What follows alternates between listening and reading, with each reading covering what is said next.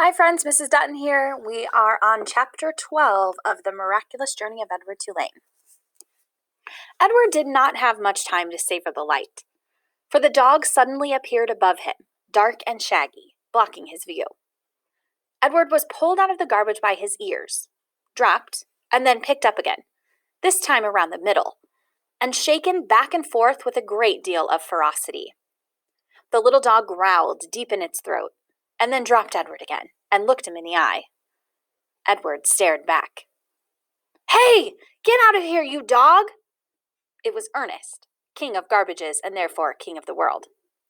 The dog grabbed Edward by his pink dress and took off running.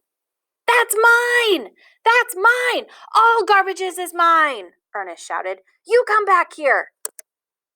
But the little dog did not stop. The sun was shining, and Edward felt exhilarated. Who, having known him before, would have thought that he could be so happy now?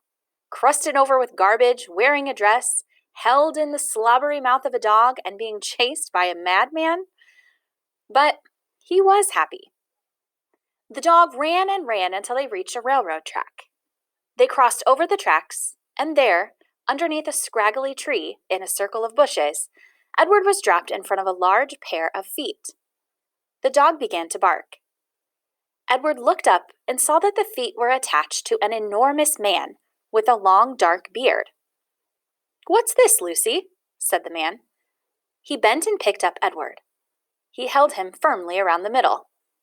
"Lucy," said the man, "I know how much you enjoy rabbit pie." Lucy barked. Yes, I know. Rabbit pie is a true delight, one of the pleasures of our existence." Lucy let out a hopeful yip.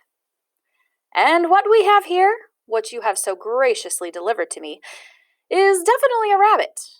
But the best chef in the world would be hard-pressed to make him into a pie." Lucy growled. "This rabbit is made of china, girl." The man held Edward closer to him. They looked each other in the eye. "You're made of china, aren't you, Malone?" He gave Edward a playful shake. "You are some child's toy, am I right? And you have been separated somehow from the child who loves you." Edward felt again the sharp pain in his chest. He thought of Abilene. He saw the path leading up to the house on Egypt Street. He saw the dusk descending and Abilene running toward him. Yes, Abilene had loved him. "So, Malone," said the man. He cleared his throat. "You are lost. That is my guess. Lucy and I are lost too." At the sound of her name, Lucy let out another yip. "Perhaps," said the man, "you would like to be lost with us. I have found it much more agreeable to be lost in the company of others. My name is Bull. Lucy, as you may have surmised, is my dog.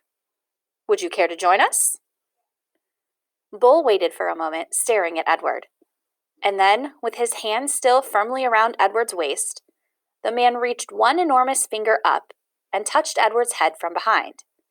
He pushed it so it looked as if Edward were nodding his head in agreement.